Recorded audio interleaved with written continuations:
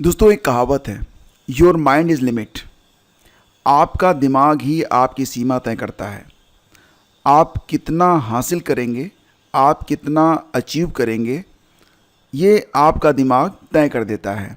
जैसे कि अगर 500 ग्राम का एक गिलास हो तो इसमें 500 ग्राम से ज़्यादा पानी नहीं आ सकता। कोई भी लिक्विड इसमें 500 ग्राम ज़्यादा नहीं आ सकता। क्यों?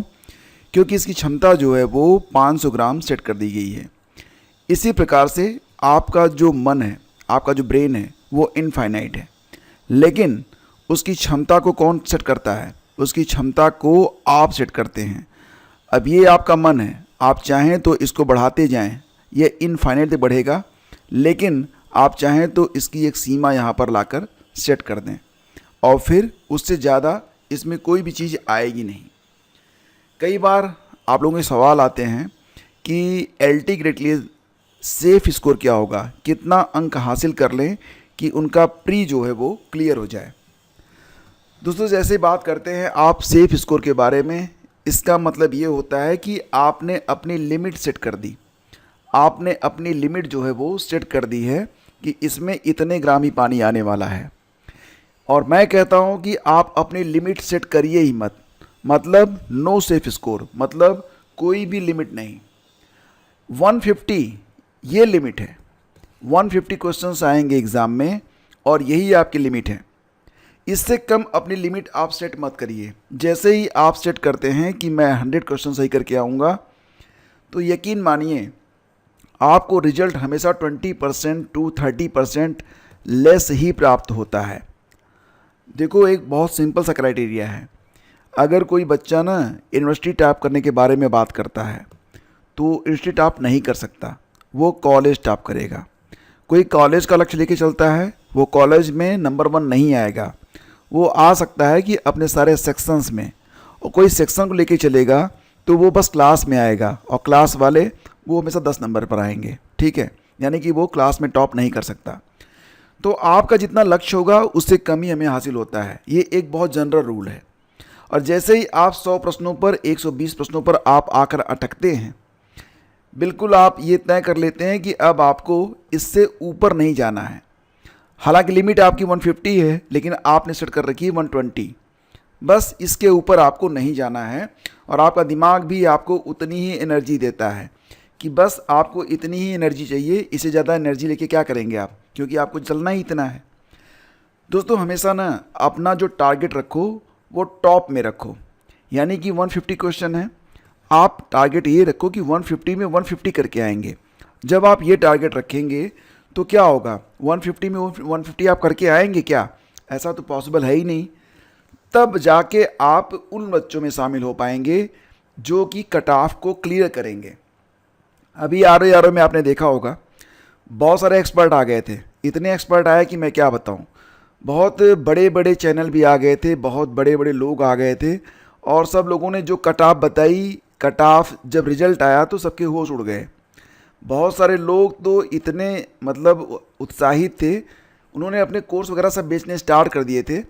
बच्चों से ये कहा गया कि अगर आप 125 पर हैं तो अब आप मेंस की तैयारी में लग जाओ, यहाँ पर तो हो जाएगा। और कई सारे चैनलों ने कहा कि 130 ये मैक्सिमम लिमिट है, लेकिन कट ऑफ कितनी गई? 135। हालांकि ओबीसी की तो और ऊपर चली गई। ओबीसी अबाउट 137 या शायद 140 तक गई थी। ठीक है, तो यहाँ पर कट ऑफ 125 से जंप करके गई 135। और बहुत सारे आपके चैनल हैं जो कि इसमें एलटी ग्रेड, जीआईसी प्रवक्ता वगैरह के बारे में आपको क्लास दे रहे हैं। वो आपसे कहते हैं कि आप 100 क्वेश्चन कर लो, और जैसे ही आप 100 क्वेश्चन पर आके अटकते हो ना, सारा खेल आपका ख़राब हो जाता है। आप 100 प्रश्न के आधार पर ही अपनी तैयारी शुरू करते हो, उतनी टाइम देते हो। एग्जैक्टली बात ये है कि आपको अभी ये सोचना है कि ये परीक्षा आपके लिए क्या लेकर आई है। क्या आपके पास कोई और ऑप्शन है? अगर एलटी ग्रेड में आपका चयन नहीं हुआ तो आप क्या करने वाले हैं? अगर आप खुद को सेफ महसूस कर रहे हैं विदाउट एलटी ग्रेड, तो फिर तो कोई दिक्कत वाली बात ही नहीं है। लेकिन अगर आपको लगता है कि यही एकमात्र वो परीक्षा है जिसमें सफल होने के बाद आपके जो ड्रीम है, जो आपके सपने हैं, वो सच होने वाले हैं, तो आप अपना 100% इसी में क्यों नहीं देते भाई? आप अपना 100% इसी में दो ताकि मैक्सिमम आपको अचीव हो सके। अब यहाँ पर जो फैसला आपको लेना है वो लेना है इस पर कि आप सफलता चाहते हो, सक्सेस, या फिर असफलता चाहते हो, फेलियर। इन दोनों में से आपको चुनना पड़ेगा। अब आपके पास लगभग 30 दिनों का समय है और अगर अपने जीवन को सुधारने के लिए, अपने दिन को बेहतर करने के लिए, अपने भविष्य को ब्राइट करने के लिए, अपनी लाचारगी को ख़त्म करने के लिए 30 दिन देने को आप तैयार नहीं हो, तो याद रखना कि इस दुनिया में कुछ भी किसी को फ्री में नहीं मिलता है, सब कुछ पेड है। यहाँ तक कि माँ बाप का प्यार भी पेड है। आप उनकी इज्जत करेंगे, आप उनकी देखभाल करेंगे, देखभाल के आपके पास पैसा होना चाहिए, तो फिर बदले में रिवर्स में आपको सम्मान मिलेगा, प्यार मिलेगा। लेकिन आपके पास पैसे नहीं होंगे तो आप देखभाल कैसे करोगे? आप सिर्फ उनको मतलब पकड़ के सहला के तो देखभाल नहीं कर सकते। उनकी ज़रूरतें पूरी करना मतलब यही देखभाल है, और देखभाल के लिए आपके पास पैसे होने चाहिए। तो मतलब ये है कि दुनिया में कुछ भी फ्री नहीं मिलता। सड़क पर निकल जाओ, पानी भी फ्री नहीं मिलता। आप 10 रुपये नहीं हैं तो प्यास से मर जाओ, कोई पूछने आपको नहीं आने वाला, ठीक है। आपकी जेब में अगर $10,000 हों तो 5 स्टार का जो सबसे बड़ा वाला होटल होगा वहाँ के लोग आपकी नौकरी करेंगे आके। तो बेसिकली बात ये है कि आपकी जेब में वर्तमान में क्या है, या फिर अगर ये जॉब नहीं मिली तो क्या आपकी जेब भरी रहेगी? क्योंकि जेब नहीं भरेगी, मामला ख़त्म हो जाएगा। मैं बहुत ही ग्राउंड पे आके बात कर रहा हूँ। तो कहने का मतलब क्या है, कितने प्रश्न आपको सही सही करके आने चाहिए, एग्ज़ाम में कितने प्रश्न का टारगेट लेके आप चलने वाले हो। तो मैं ये कहूँगा कि जैसा कि आप लोग जानते हैं, अब बिल्कुल मैं लौट के आता हूँ एकदम ग्राउंड पे कि LT ग्रेड की परीक्षा में आप बैठे हुए हैं और आपके सामने प्रश्न हैं। कितने प्रश्न हैं? 150 क्वेश्चन हैं, ठीक है। इसमें 30 प्रश्न ये GS के हो गए, प्लस 120 प्रश्न आपके सब्जेक्ट से हो गए, ठीक है। कितने सही कर रहे हैं तो डिपेंड करेगा कि आपने प्रैक्टिस कितनी की है। प्रैक्टिस पे ही सब कुछ निर्भर है। देखा जाए तो अगर आप 150 क्वेश्चंस को देखें तो 30 प्रश्न GS के, 120 प्रश्न आपके विषय से, ठीक है। तो ना तो कोई 30 में 30 सही कर पाएगा GS, ना तो कोई 120 में 120 सही कर पाएगा सब्जेक्ट। लेकिन दोनों को मिलाकर मैक्सिमम कितना आप कर सकते हैं। अब देखो, बात इस पर डिपेंड करती है, जो लोग आपको अभी समझा रहे हैं कि 100 प्रश्न कर लो आपका प्री निकल जाएगा, मैं ये कहता हूँ कि ये क्वेश्चन का लेवल क्या रहेगा इस पर भाई तो डिपेंड करेगा ना। मतलब प्रश्न किस प्रकार से पूछे जाएंगे। आप पिछला 2018 का पेपर उठा के देखो, वहाँ पर क्या स्थिति है। वहाँ पर स्थिति ये है कि उस समय जो लोग अपने आप को बहुत एक्सपर्ट मानते थे वो लोग भी 15 प्रश्न से ज़्यादा नहीं जा पाए। और कोई नहीं बता सकता, आपका सिलेबस भले ही डिसाइड कर रखा है आयोग ने, लेकिन आयोग बाध्य नहीं है कि वो 30 प्रश्न आपसे किस टॉपिक से पूछेगा। वो सिर्फ और सिर्फ पॉलिटी को भी इंपॉर्टेंस दे सकता है, करंट को भी दे सकता है। पिछला वाला जो क्वेश्चन पेपर था उसको देख के तो बच्चों ने कहा कि सर ये बायोलॉजी कम कृषि विज्ञान का पेपर ज़्यादा लग रहा है, ऐसा उनको लगा। तो बेसिकली बात यह है कि आपको हर टॉपिक यहाँ पर अच्छे से पता होगा, तभी तो आप सही कर पाएंगे। अब वहाँ पर तो मतलब ज़मीन तो खोदना नहीं है ना, आपको जितना याद होगा उसी में से तो आप वहाँ पर अपना दिमाग चला पाएंगे। तो मैं ये कहता हूँ आपसे कि अभी भी आपके पास टाइम है। जो आपके कोर टॉपिक हैं, ठीक है, जो आपके कोर टॉपिक हैं उनको आप अच्छे से देख लो। जैसे कि GS में 30 प्रश्न हैं, सीरियसली लो, ठीक है।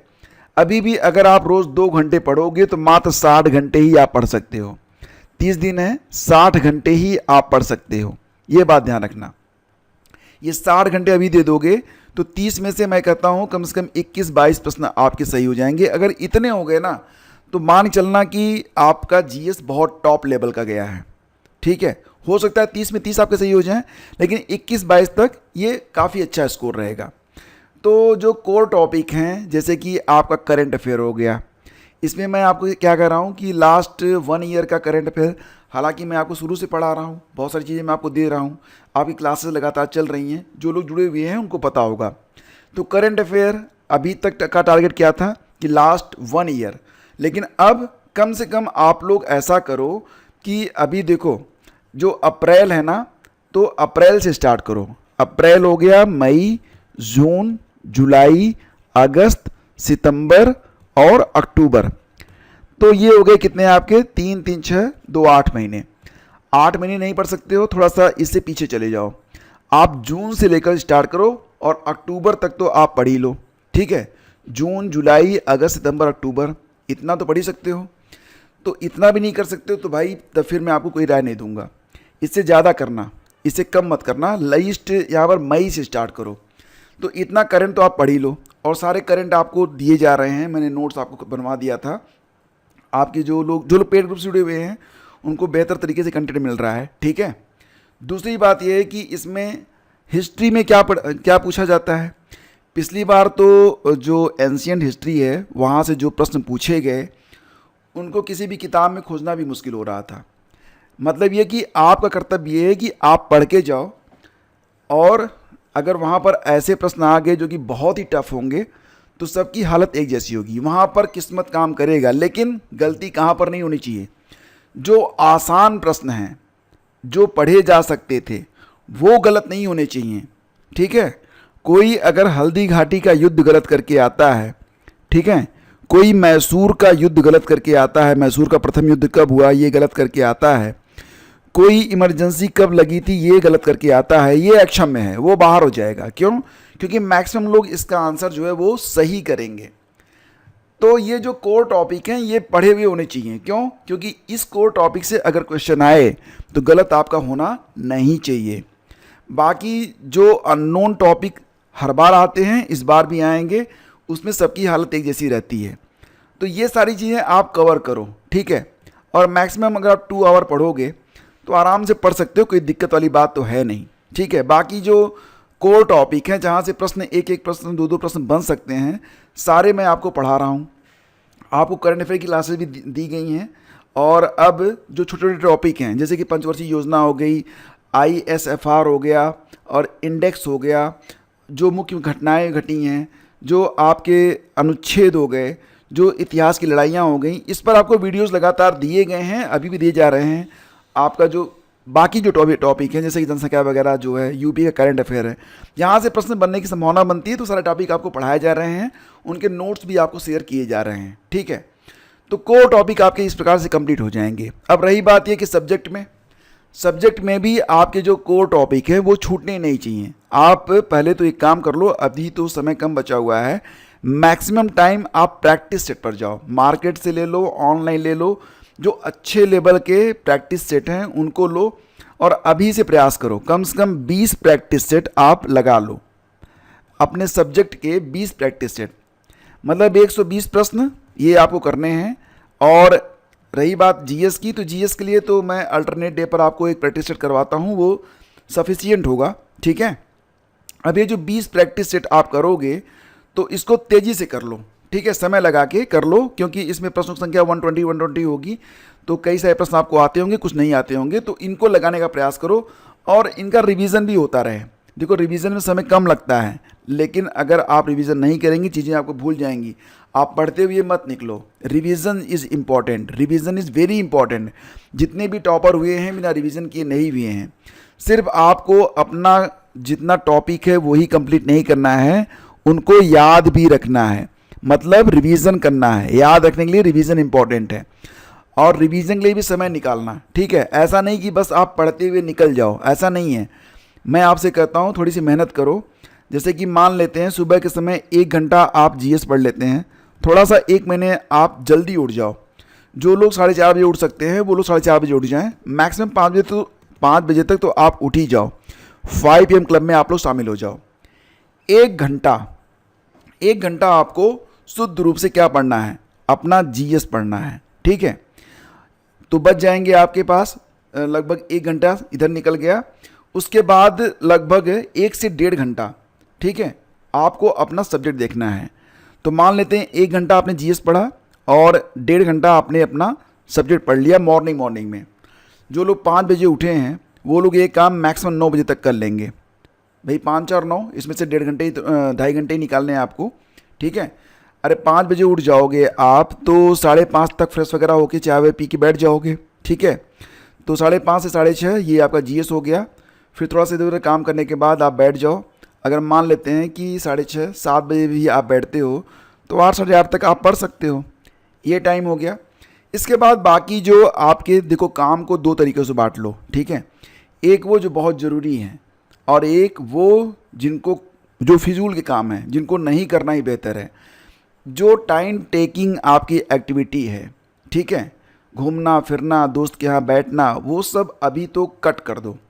अपना मैक्सिमम टाइम जो है वो फ़िलहाल स्टडी में निकालो। ये स्टडी में कैसे निकालोगे ये आप जानो, लेकिन मैं बस आपको सलाह दे सकता हूँ कि कुछ बहुत ज़रूरी काम होते हैं, बस उनको ही करो। जो बहुत ज़रूरी है उनको ही करो। जो काम आपको कल के लिए कोई भी रिजल्ट नहीं देने वाले हैं, जैसे कि आज आपका मन कर रहा है कि पनीर की सब्ज़ी खाने का, उसमें 2 घंटे आप लगाने वाले हो, मत लगाओ, ठीक है। पनीर की सब्ज़ी मत खाओ भाई। और बहुत ज़रूरी है तो किसी के यहाँ जाके खा लो, होटल में जाके खा के चले आओ। अगर पास में है तो जाओ, नहीं तो मत जाओ। पनीर खाना ज़रूरी नहीं है, बस ये 10 मिनट का काम है। लेकिन ये जो 2 घंटे आपके जाने वाले हैं इनको स्टडी में लगा दो, ठीक है। ये 2-2 घंटे जो आप निकालोगे ना, ये एक दिन बहुत बड़ा अमाउंट बनने वाले हैं एग्ज़ाम के लिए। खैर वीडियो बहुत लंबा हो रहा है। कहने का मतलब ये है कि आपको अपना टाइम मैनेज करना है। इसके मतलब इस लिहाज से कि आप एटलीस्ट 2 से ढाई घंटे अपना जीएस को दे सको, 2 से लेकर 2.5 घंटे तक जीएस को दे सको। और बाकी जो टाइमिंग है एटलीस्ट 4 to 5 आवर, 4 से 5 घंटे अपने सब्जेक्ट को आप दे सको। इससे ज़्यादा समय निकाल सको। देख भाई यहाँ पर 6 से 7 घंटे की बात मैं कर रहा हूँ। अगर आप इससे ज़्यादा समय देंगे और बेहतर रहेगा। वैसे तो पढ़ने वाले और भी पढ़ रहे हैं, 10-10 12-12 घंटे पढ़ रहे हैं। लेकिन देखो सिर्फ समय बिताने वाली बात मत करना। जब पढ़ो मोबाइल का नोटिफिकेशन, अगर मोबाइल से नहीं पढ़ रहे हो तो मोबाइल दूर रखो। और अगर मोबाइल से पढ़ रहे हो तो नोटिफिकेशन सारे ऐप के फ़िलहाल बंद कर लो। नहीं आता किसी से करवा लो, लेकिन नोटिफिकेशन नहीं आना चाहिए। टिक टिक की आवाज़ बंद करवा दो, क्योंकि जैसे ही कोई टिक टिक होता है ना, आप चेक करने लगते हो, बस आपका समय गया। एक रील पर आपने क्लिक किया, इसके बाद कब आप 25 रील देख डालोगे और कब आपका 1 घंटे निकल जाएगा आपको पता भी नहीं चलने वाला है, ठीक है। तो टाइम मैनेज करो दोस्तों, टाइम मैनेज करो। ये वीडियो भी लंबा हो रहा है, मैं इसे रोकूंगा और बस यही कहूँगा कि मैक्सिमम क्वेश्चन सही करो। कोई भी सेफ स्कोर तय करके मत जाओ। कोशिश करो कि 150 में मैक्सिमम क्वेश्चन आपके आते हों। जो भी आपके कोर टॉपिक हैं उनको आप कवर करो और जो भी आप पढ़ सकते हो उसको आप पढ़ो, ठीक है। लेकिन अपनी सेहत का ध्यान रखना, बाहर की चीज़ें मत खाओ, नींद अपनी पर्याप्त रखो, ठीक है। तनाव मत लो, सब कुछ बेटर होगा। क्योंकि याद रखना कि आपका जो प्रतिद्वंदी है वो आपका असली कंपटीटर वही है और उससे बेटर करके आपको आना है। जब भी आप आराम करो, जब भी आप घूमो, जब भी आप मूवी देखो, एक बात ज़रूर सोचना कि इस समय आपका जो कंपटीटर है वो क्या कर रहा होगा। अगर वो पढ़ रहा है तो वो आपसे आगे जा रहा है और आपको उसको आगे नहीं जाने देना है। Thank you. अगर चीज़ें पसंद आई तो अच्छी बात, नहीं पसंद आई तो भी लाइक और शेयर करते रहना। धन्यवाद।